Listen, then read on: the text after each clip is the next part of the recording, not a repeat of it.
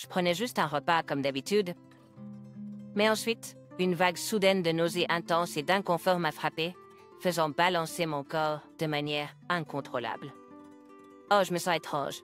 Perdant l'équilibre, je me suis effondrée sur le sol.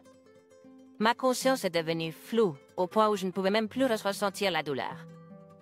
Que se passe-t-il? Je n'ai pas pu rassembler de force, incapable de me lever ou de changer de position. Alors que ma conscience s'estompe, j'ai entendu faiblement les rires de ma belle-mère et de mon mari.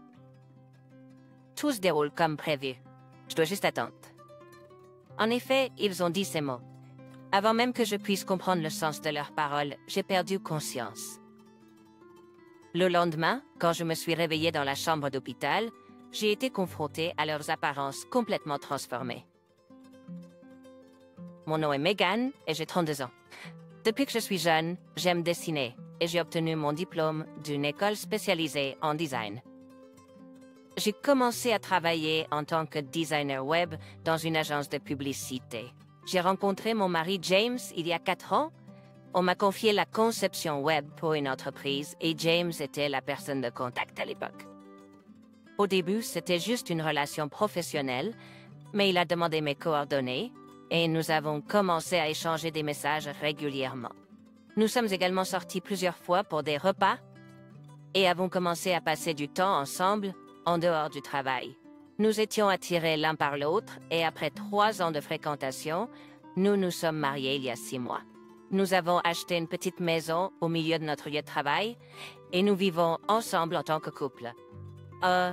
Comme nous travaillons tous les deux, nous avons décidé de partager les tâches ménagères.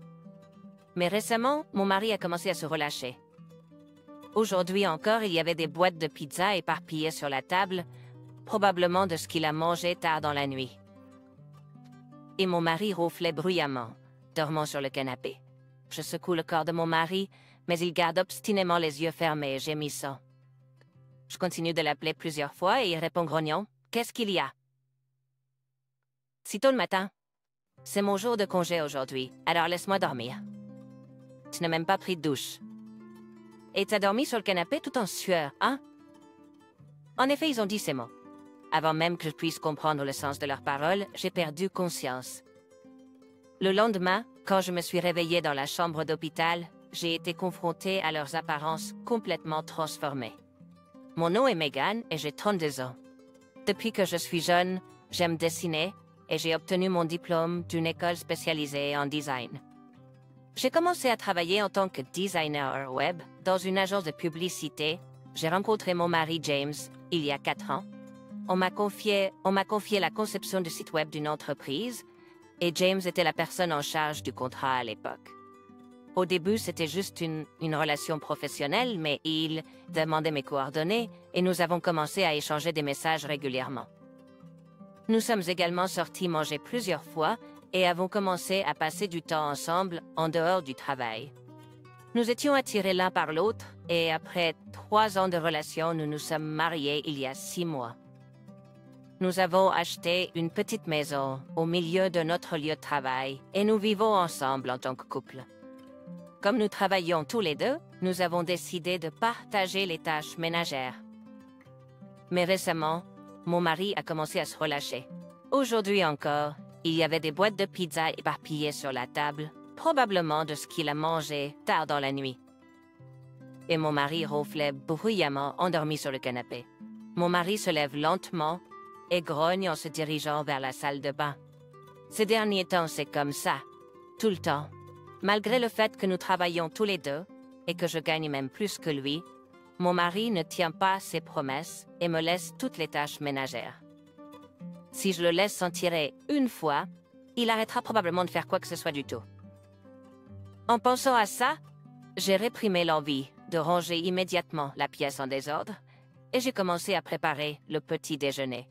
Environ 20 minutes plus tard, juste au moment où mon mari finit sa douche, la sonnette retentit. Soudain, mon mari, qui d'habitude ne fait pas attention à ce genre de choses, se dirige légèrement vers la porte d'entrée. Avec cette voix, ma belle-mère apparaît dans le salon. Il est encore tôt le matin, vers 8 heures. En pyjama, je me recoiffe rapidement avec mes mains et salue ma belle-mère.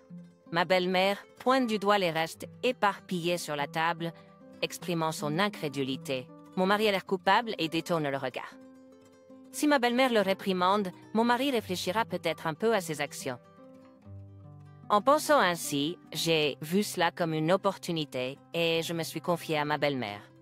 Ma belle-mère a jeté un bref coup d'œil à mon mari, puis a immédiatement reporté son regard sur moi. Elle allait sûrement le réprimander aussi.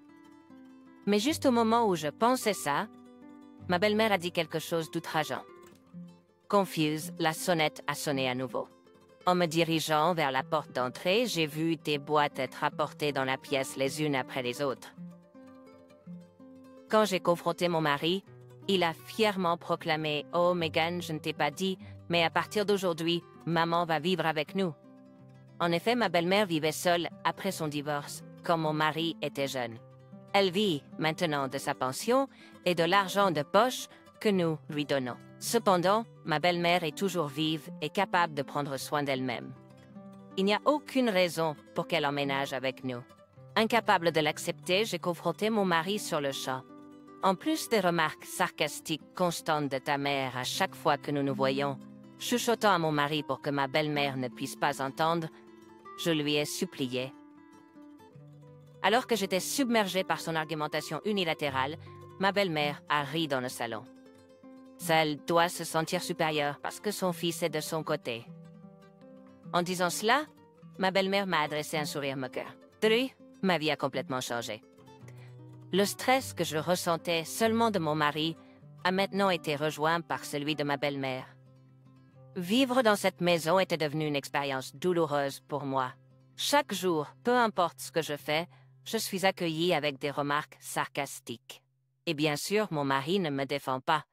Après avoir enduré cela pendant environ 3 mois, j'étais sur le point de craquer. Si les choses continuaient ainsi, je pourrais finir par détester mon mari aussi. Sentant un sentiment de crise une nuit dans notre chambre, je me suis ouverte à mon mari à propos de mes sentiments. En réponse, mon mari a poussé un soupir fort et m'a regardé avec colère. J'ai ressenti un profond désespoir, comme si j'avais été jetée dans les profondeurs de l'obscurité par les paroles de mon mari. Étais-je vraiment un échec comparé à la femme moyenne dans la société? Depuis lors, je me suis retrouvée constamment en proie à l'autodépréciation.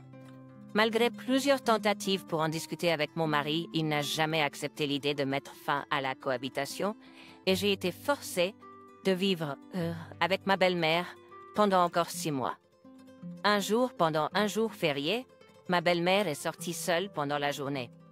J'ai rapidement fini le repas et j'ai commencé à nettoyer la cuisine. Le nettoyage était devenu plus difficile depuis que je vivais avec ma belle-mère. Elle se plaignait de moi, mais laissait ses propres affaires éparpillées, tout comme mon mari. Elle oubliait même les choses qu'elle avait achetées elle-même, et il n'était pas rare de trouver des produits périmés. Ce jour-là, alors que j'organisais le réfrigérateur, j'ai trouvé une brique de lait qui allait bientôt expirer. Comme seuls mon mari et ma belle-mère boivent du lait, il était probable que ma belle-mère l'ait acheté. Il y avait 2 briques, une proche de la date d'expiration et une nouvelle, toutes les 2 déjà ouvertes. J'ai décidé de mettre la brique la plus proche de l'expiration à l'avant et de mettre la nouvelle à l'arrière. Pendant que je faisais cela, mon mari et ma belle-mère sont rentrés à la maison. C'est alors que ma belle-mère s'est approchée de moi avec un grand sourire. « Tain, toi, faire le dîner? Qu'est-ce qu'il y a? Ce n'est pas ça, mais... Es-tu sûr que c'est bien pour moi de tout te laisser faire? » Alors mon mari a souri à ma belle-mère et a dit « Je vais aider aussi. » Il ne m'a jamais proposé de m'aider quand je cuisinais. Est-ce que James veut vraiment une femme comme sa mère? J'ai peut-être déjà été à moitié lavé de cerveau par eux. J'aurais dû divorcer et partir avant que ça n'arrive, mais à l'époque, je croyais encore que j'étais en faute. Bientôt, une variété de plats préparés par ma belle-mère était alignée sur la table. Elle m'a recommandé une soupe froide à la citrouille, disant que c'était son chef-d'œuvre. En prenant une gorgée, j'ai senti une texture granuleuse dans ma bouche. La citrouille n'était pas correctement mixée et il restait beaucoup de fibres. Ma belle-mère et mon mari ont continué à être un peu méchants, tout en appréciant leur repas. Je savais que je ne devais pas gaspiller la nourriture, alors j'ai essayé de prendre une autre gorgée, mais c'est à ce moment-là que cela s'est produit. Fine, je me sens... quelque chose ne va pas. J'ai soudainement été submergée par une intense nausée et un malaise, ce qui m'a fait vaciller et m'effondrer au sol. Ah, mon corps a heurté le sol et je n'ai ressenti aucune douleur. Ma conscience devenait floue. Je n'ai pas pu rassembler de force, incapable de me lever ou de changer de position. Alors que ma conscience s'estompa, j'ai entendu faiblement le rire de ma belle-mère. En effet, c'est ce que ma belle-mère a dit. J'ai également entendu le rire de mon mari. Ce que j'ai entendu était un rire désagréable. Avant que je puisse en comprendre la signification, j'avais perdu connaissance. Quand je me suis réveillée le lendemain, je me suis retrouvée à l'hôpital. J'ai ressenti une légère gêne et une douleur légère à l'estomac, mais ce n'était pas aussi grave que la nuit précédente.